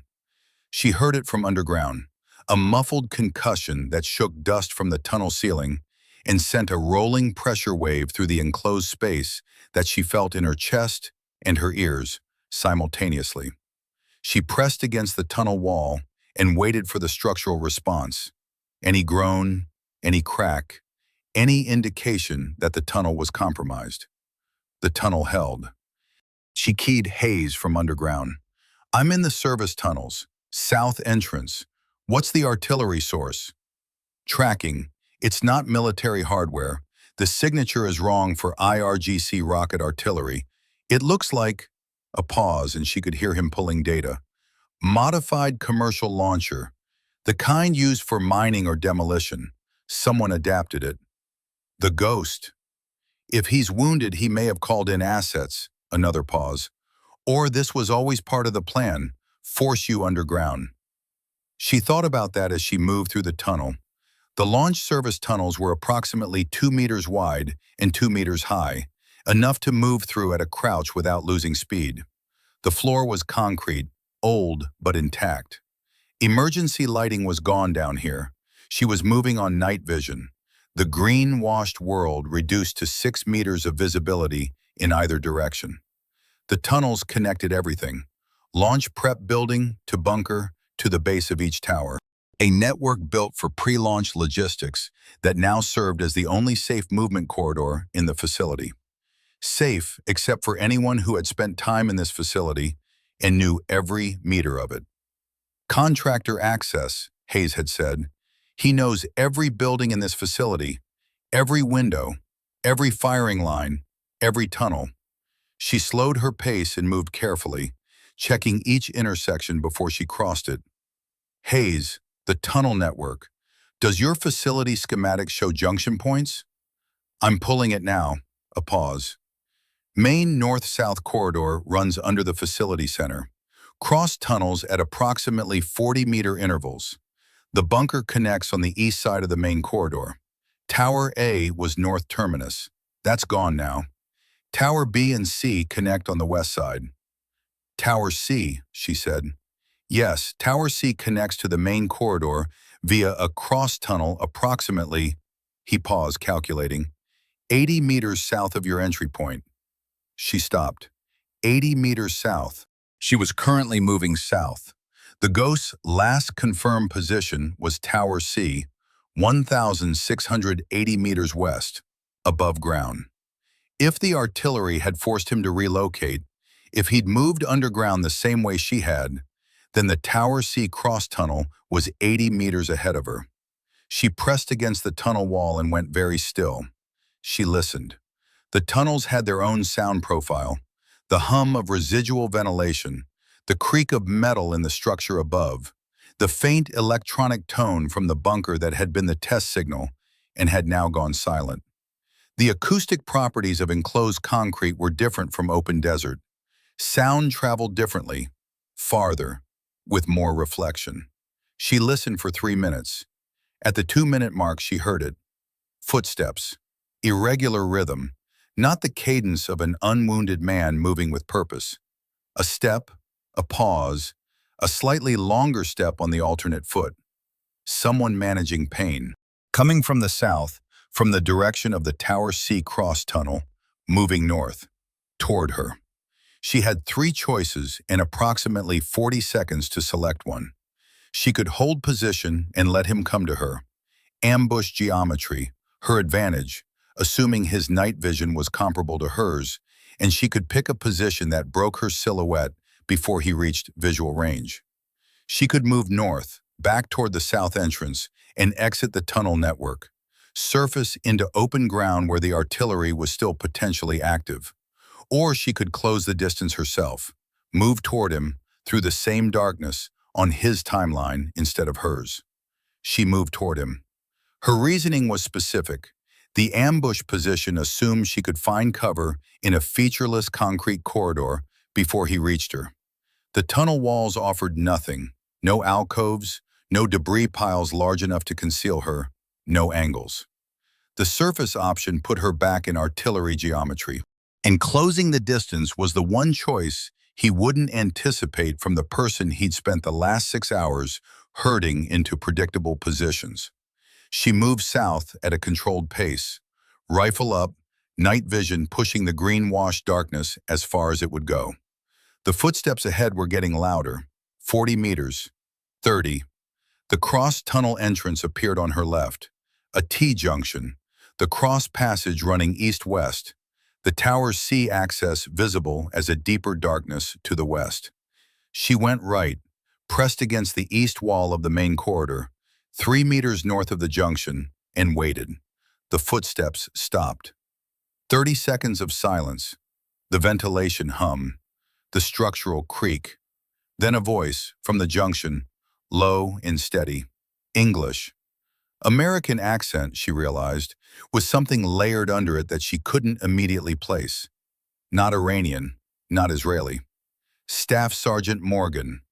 She didn't respond. I know you're in this corridor. I tracked your entry from the surface. A pause. I'm going to turn on a light. I'm not going to be pointing a weapon when I do. I want you to see that clearly before you fire. She kept her position, finger outside the trigger guard. How badly are you hit? A brief silence. Left shoulder. Exit wound. I've had worse. Another pause. The light. Do it slow.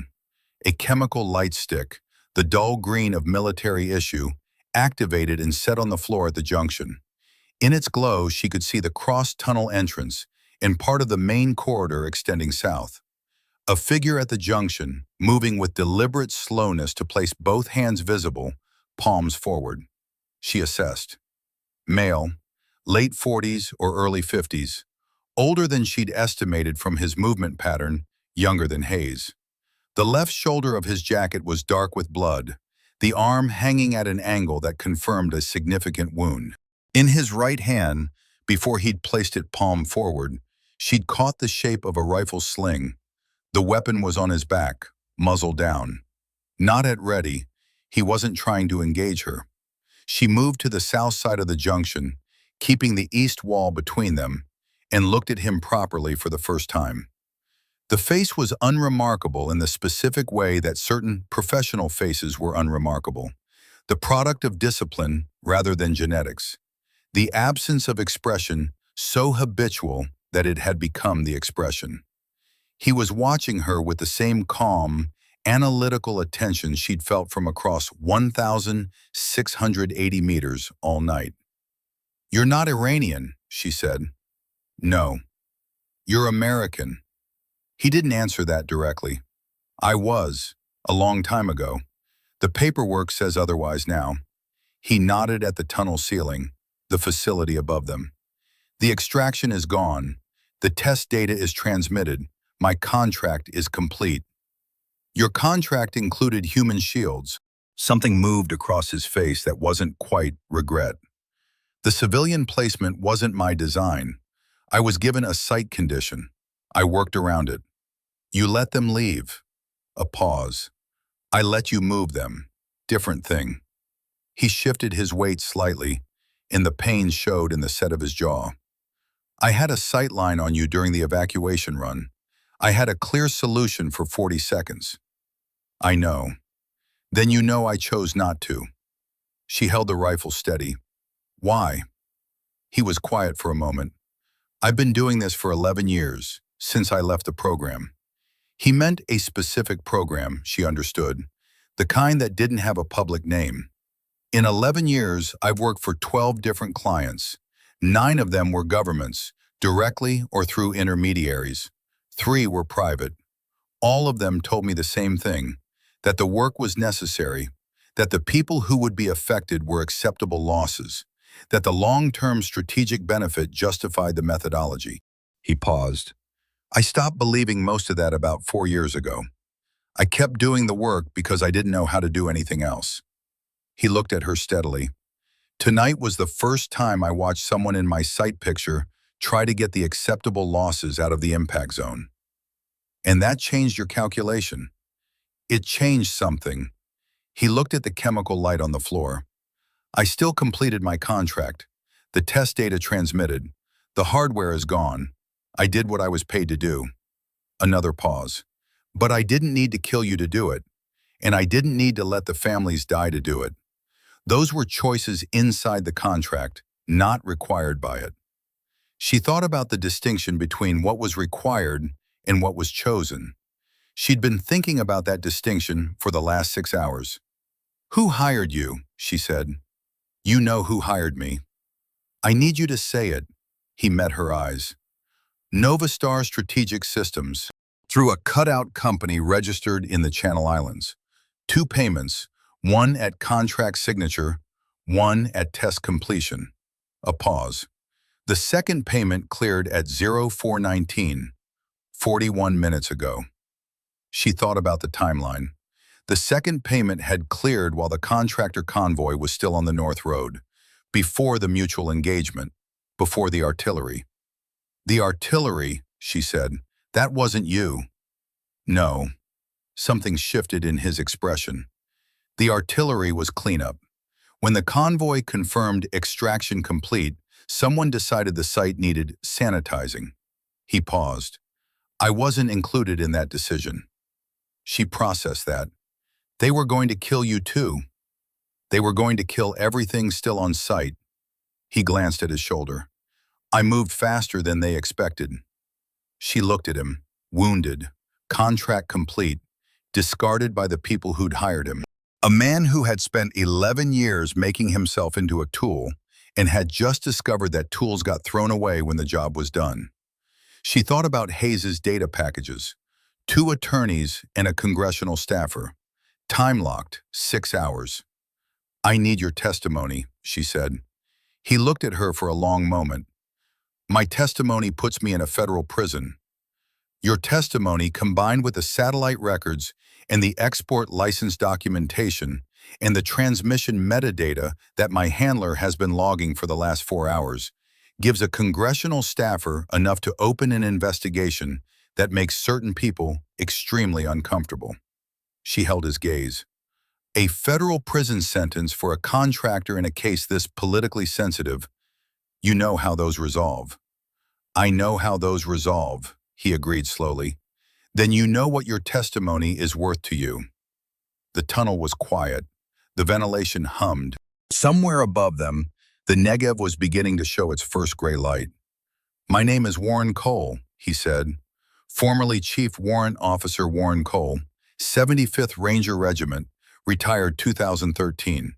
Currently, until this morning, employed by Meridian Tactical Solutions, Channel Islands registration." He paused. "I'll tell you everything I know, on record." She keyed Hayes. "Are you getting this?" "Every word," Hayes said. "Recording authenticated and time-stamped." She lowered the rifle. They moved through the tunnels together, her in front, him behind at a distance that acknowledged both the wound and the arrangement. Not prisoner and escort, not quite partners. The specific uncomfortable middle ground of 2 professionals who had been trying to kill each other for 6 hours and had arrived at a temporary convergence of interest. She brought them north, toward the Tower B Junction and the surface access point on the facility's west side. Away from the artillery origin, away from the North Road where the contractor convoy had gone, away from the south entrance where anyone watching the surface would expect egress. Hayes came on the channel at 0521. His voice was carrying something she'd heard from him only once before, early in the night when he'd been describing the Mosul operation. A particular flatness that meant he was managing something and choosing his words around it. "Ava, I need to tell you something before you surface." She kept moving. Cole was 2 steps behind her, breathing with the controlled effort of someone managing significant pain. "Go ahead." "The priority alpha order. I finished tracing the authentication chain." A pause. "It didn't originate at Central Command. It was inserted into the authentication chain at a relay node that Novastar's communications subsidiary has access to. The codes were genuine. They came from a real command authentication system. But the order itself was generated by someone with access to that relay node, and knowledge of the authentication protocol. She stopped walking. The order to engage all movement, she said, that was Novastar. Or someone working for them with command access, yes. She thought about what that meant.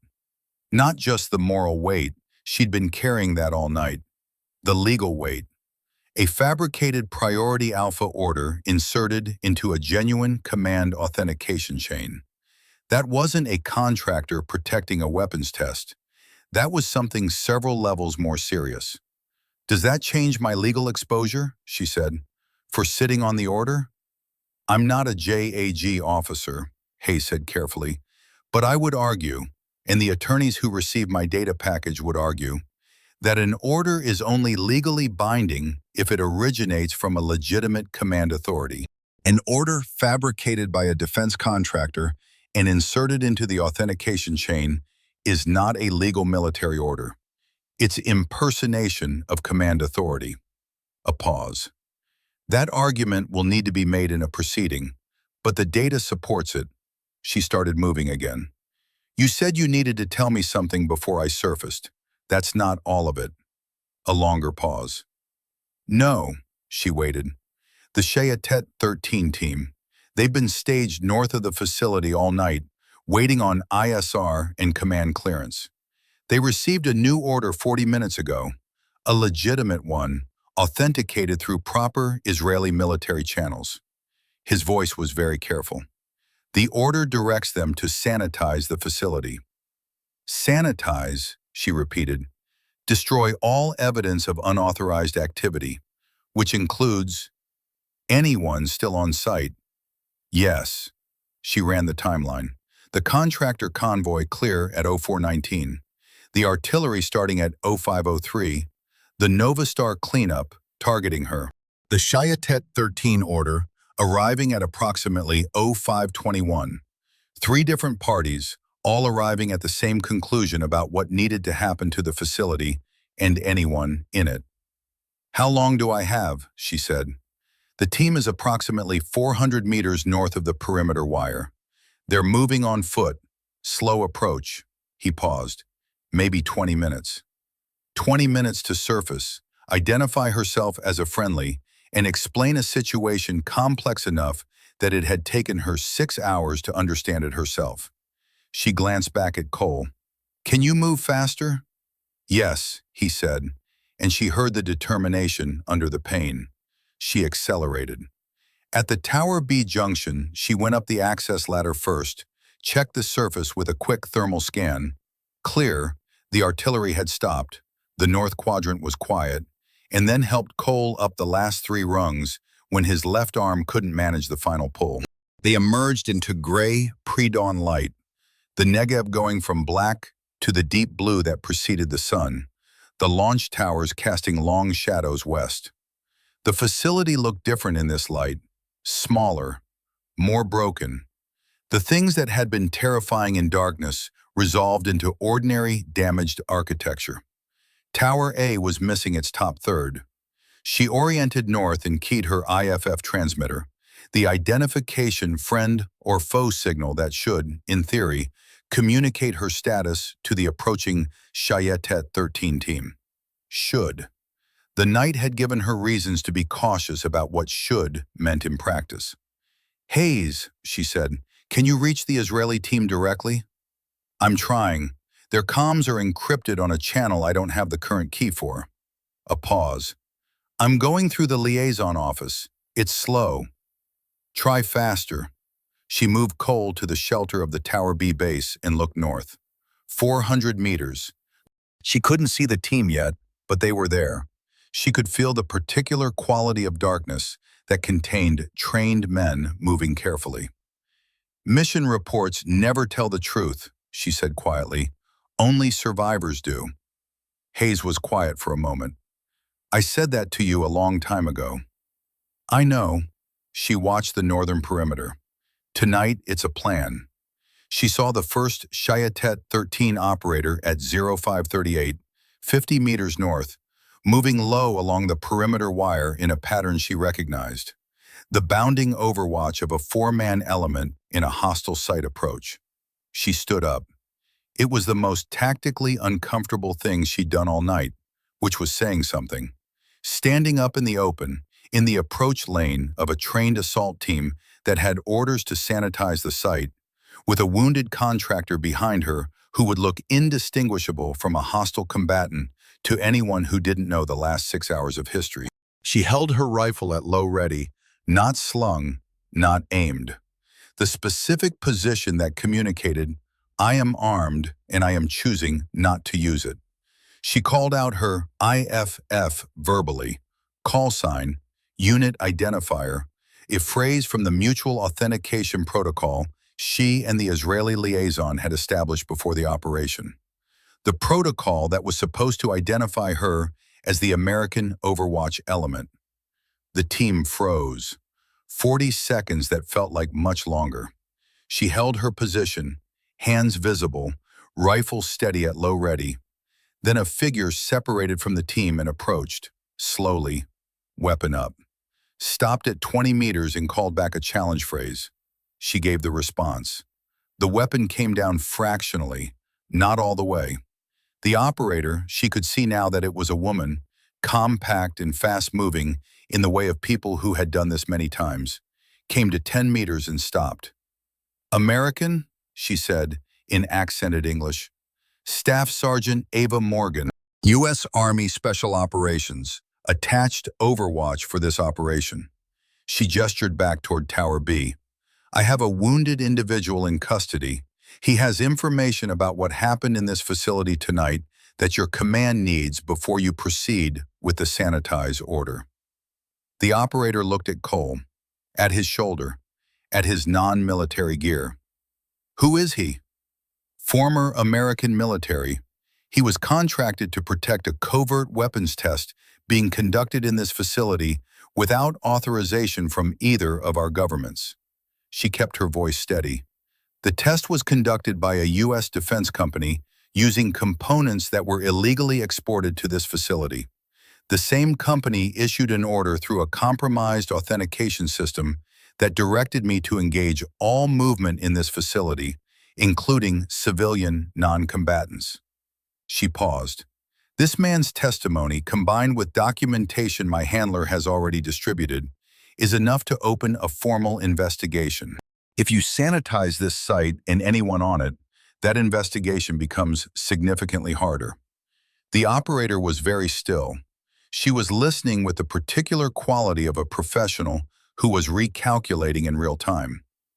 "Your handler," she said, "he's still on channel?"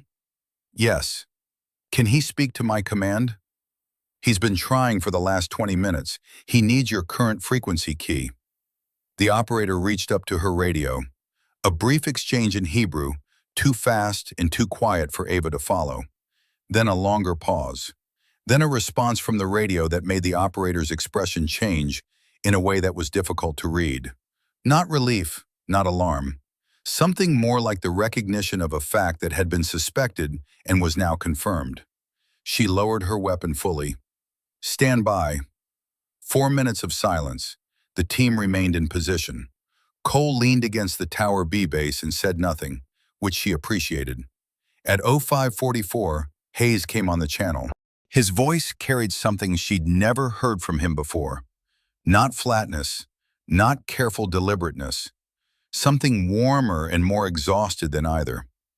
"Ava, I have the Shayatet 13 commander on a 3-way channel. He has my data package summary.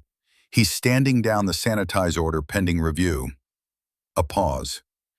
"You have about 30 minutes before someone at a level above both your command and his starts making phone calls.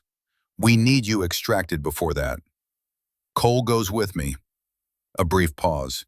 "He goes with you." She looked at the Shayatet 13 operator who had been listening and was already speaking into her radio again. The sun broke the eastern horizon at 5:47, and the Negev went from blue to gold in the space of about 90 seconds. The abrupt transition of a desert dawn that had no patience for gradual things. The extraction helicopter arrived at 6:11, not the helicopter she'd been told to expect.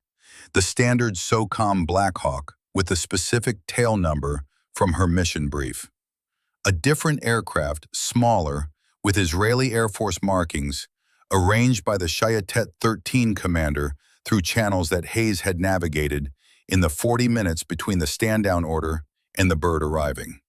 She didn't ask too many questions about the routing. She was beginning to understand that there were levels of improvisation above hers that were still operating in her favor tonight, and the appropriate response to that was to get on the helicopter. Cole went first. The team medic had packed his shoulder wound with enough professionalism that the bleeding was controlled and his color was better. He sat against the aircraft's port side and watched the facility recede with an expression she found difficult to characterize. Not regret, not relief, the particular blankness of a man watching the place where his professional life had effectively ended. She climbed in last. The facility fell away below them as the helicopter gained altitude. The launch towers, the bunker, the antenna arrays still standing, Tower A with its missing top third smoking faintly in the morning light. From this height she could see the truck tracks on the North Road and the southeast access route, the pattern of vehicle movement that told the story of the night if you knew how to read it. She could also see on the Eastern Ridge Road a cluster of people, small from this altitude, but visible. 12 figures moving along the road in the early morning light. Moving toward a vehicle she could just make out at the Ridge Road junction. Hayes's contact, arriving to meet them. She watched until the helicopter's angle took the Ridge Road out of her sightline. Hayes came on the channel for the last time at 0618. You're clear of the facility airspace. Israeli Air Force has you on their system as a medical evacuation. No one is going to shoot at you. For the next few hours, she said. For the next few hours, he agreed. After that it gets complicated. She leaned her head against the aircraft's fuselage and felt the vibration of the rotors through her skull. Her elbow was reporting its grievances more loudly now that the adrenaline was metabolizing. Her left ear was still ringing. She was going to need a debrief and a medical exam, and at some point, a conversation with a JAG officer about the legal implications of sitting on a priority alpha order, and she was not looking forward to any of those things. The data packages, she said, the attorneys, the staffer. Time lock releases in 4 hours and 12 minutes. A pause. Whatever happens to either of us after that, the information is in motion. Is that enough? Hayes was quiet for a moment. It was a different kind of quiet than his professional pauses. More reflective, less calculated. The quiet of a man who had been doing this for a long time and had learned not to expect too much from the mechanisms he believed in. It's enough to start something, he said. Whether it finishes, that depends on things I can't control. Congressional staffers with courage, attorneys with principles, people at certain levels who decide that this particular set of facts is too clearly documented to make disappear. He paused. Sometimes those things align, sometimes they don't. And Novastar? Novastar will retain lawyers in the morning. The deputy undersecretary will be unavailable for comment. There will be a period, weeks, maybe months, where nothing appears to be happening. Another pause. And then something will happen, or it won't. I've learned not to predict which. She looked at Cole across the helicopter cabin. He was staring at the floor with a 1,000-yard expression she'd seen on enough veterans to recognize. Not vacancy, processing. The particular internal accounting of a man deciding what his life looked like from this point forward. Warren Cole, she said. He looked up. The attorneys Hayes is working with, they're going to need a complete deposition. Everything. Novastar, the Channel Islands cutout, every operation you work for them. She paused. That's going to be difficult. Yes, he said, and you know it doesn't guarantee anything. I know. She held his gaze. Why do it then? He thought about that for long enough that the helicopter had covered several kilometers before he answered. Outside the window, the Negev passed below them, vast, indifferent, the same as it had been before any of tonight had happened. Because I watched a staff sergeant disobey a direct order to move 12 civilians out of a blast zone in the middle of the night, he said quietly. And then I watched her spend the next 3 hours building a record instead of running. He looked back at the floor. I've been in this business a long time. That's not something I see very often. A pause. It seemed like the kind of thing that deserved a response in kind. She didn't say anything. She wasn't sure there was a response that was equal to that, and she'd learned a long time ago not to fill silences that didn't need filling. The helicopter flew northeast, away from the facility, toward an airfield that Hayes had arranged, in a country that was not at war today, but was always close to it. The official mission report was filed at 1400 on the same day. She knew what was in it before she read it. The broad outlines, the framing, the specific omissions. She'd read enough mission reports to know how they were constructed and what purposes they served. She read this one anyway, thoroughly, in the small office at the airfield where the debriefing team had installed her with a cup of coffee that had been hot once. Operation Ember Shade, After Action Summary. Overwatch element successfully maintained observation of target facility throughout operation period. Counter-sniper engagement conducted per rules of engagement. Facility assessed as secondary threat vector following extraction of primary intelligence target by authorized contractor element. Breach operations stood down due to updated threat assessment. No U.S. casualties. Enemy sniper threat neutralized. Casualty status unknown. Commendation recommended for Overwatch element performance under adverse conditions. She read that last line twice. Commendation recommended. The report made no mention of civilian presence, no mention of a priority alpha order or its authentication chain, no mention of Novastar strategic systems or guidance test technology or an export license that should never have been granted. No mention of Warren Cole, whose name appeared nowhere in any documents she had been shown. Cole was in a separate facility. She didn't know exactly where, and she decided not to ask. Hayes's attorneys were already involved.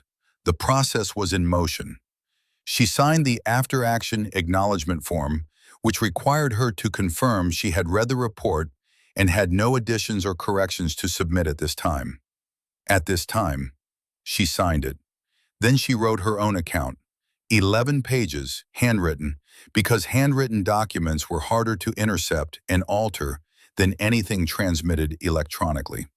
Time-stamped, cross-referenced to Hayes's data package contents, signed and dated.